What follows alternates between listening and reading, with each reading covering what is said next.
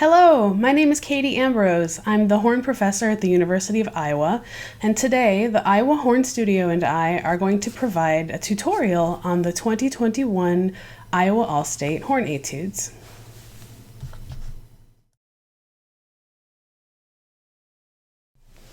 The three words that we chose for number 35 are subdivision, dynamics, and connections. Let's begin with subdivision. You want to start by giving yourself two full measures of subdivided eighth notes. You're going to think 1 and 2 and 3 and 1 and 2 and 3 and 1. After you get your internal subdivision going, you want to time your breath with this subdivision. 1 and 2 and 3 and 1.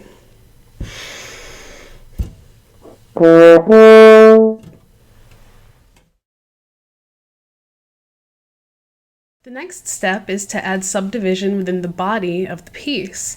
When you have a constant subdivision running in your head, it adds stability to your time and your phrasing.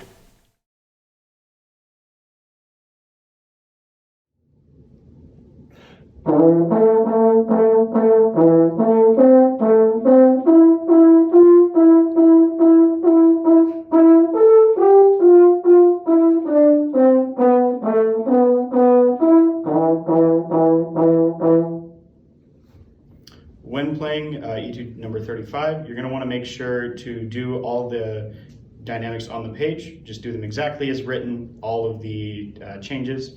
And then you're going to want to make sure that every single note in the piece speaks. You don't want to ghost any of the notes. Make sure they come out fully. And just play exactly what's on the page. Judges will like that.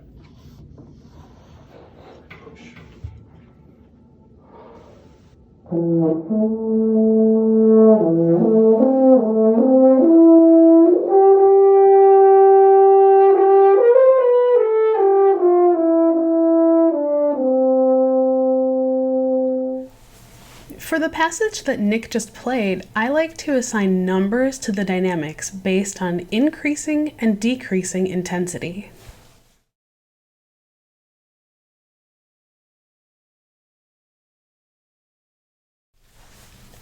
Our third word for number 35 is connections. Don't get bogged down in a slow tempo. Andante means moderately slow, a walking pace. Think of taking a stroll when you have a destination in mind. Set your metronome and stay there. Allow your air to be kinetic, constantly flowing through your horn instead of into your mouthpiece.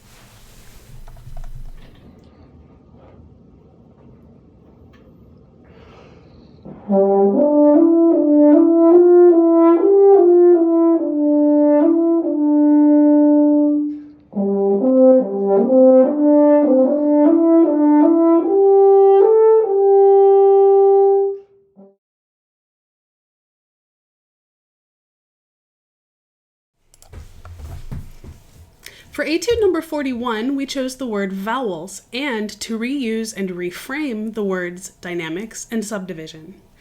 Every time we begin a piece, we subdivide and time our exhales and inhales.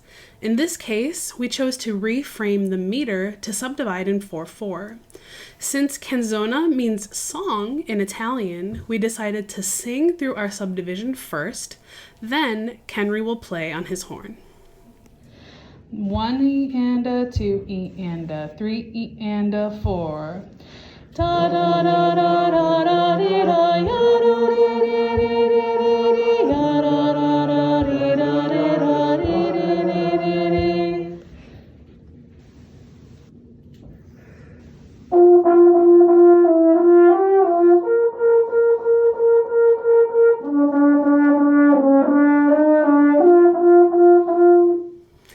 Since we can see that the range of this etude is very wide, we can reframe our use of dynamics to help us play through the entire 2 octaves, from middle A to high A. Zoe is going to show us that assigning numbers to air intensity again can help to keep us from getting too quiet too quickly.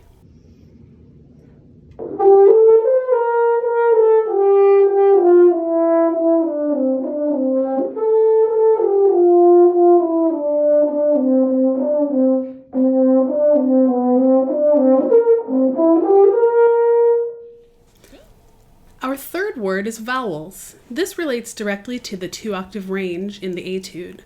If you pay attention to the shape of your tongue inside your mouth when you say each vowel, A, E, I, O, and U, you'll be able to feel that the middle and back of your tongue rises and falls. By keeping your throat open and relaxed and using the tongue to create different vowel shapes, we can manipulate the stream of air in different ways that help us play high and low.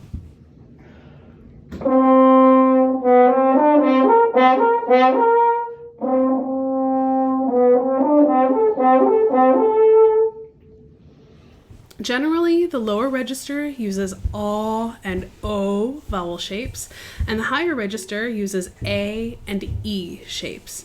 Irene is going to demonstrate how to use vowel shapes while playing through the range of the etude.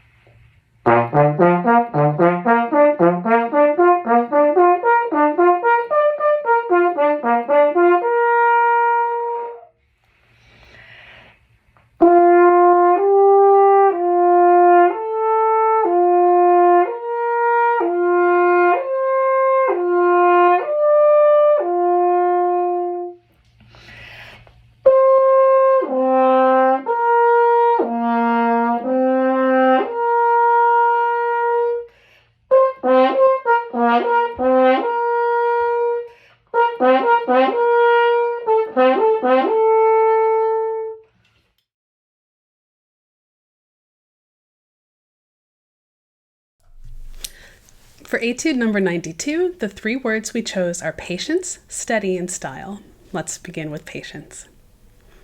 There's a lot to talk about with this etude, and patience is key. Set realistic expectations for yourself and enjoy the process of improvement.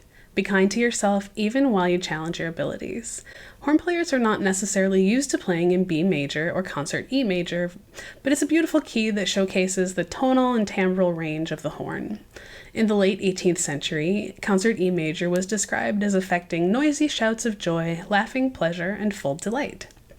We tend to begin learning our instrument in flat keys, so maybe this is the first time you've played in B major.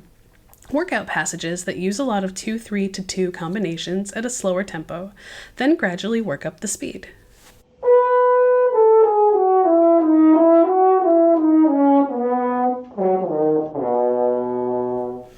Our second word is steady, and this of course applies to our old friend Subdivision, but it also applies to our airflow in that muddy middle register. Keep your buzz vibrating by continuing the air stream through the entire length of the note. Even if the articulation says staccato, we don't begin every note with a new stream of air. Staccato phrases are like strings of holiday lights. Every individual bulb requires a steady flow of electric current into and out of its terminals in order for it to shine its light.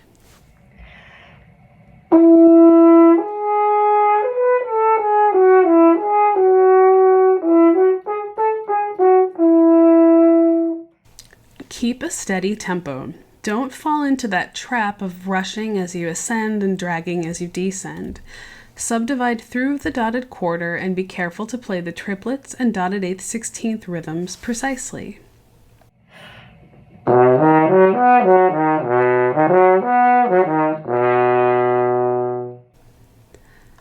When approaching grace notes, stay vigilant with your metronome. Begin by playing the meat and potatoes of the passage, just the pickups and big beats.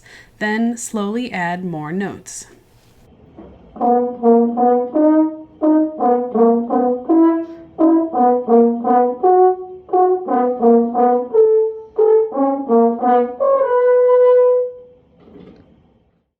When you have the passage worked out without the grace notes, see how it feels to add them in. If you are falling behind the metronome, apply the same meat and potatoes technique to the grace notes. I played this passage using thumb 2 for the G sharp so that I only have to lift my thumb instead of coordinating lifting the ring finger and thumb together. Our final cue word is style. This etude has a smooth, lilting feel. If you aren't careful, this can lead to an ebbing and flowing of the air, sometimes described as the wah-wah in our sound. Allow the contrasting articulations and rhythms to create the lilt, not the air. Keep a steady flow of air and a steady subdivision, and the lilting style will occur naturally.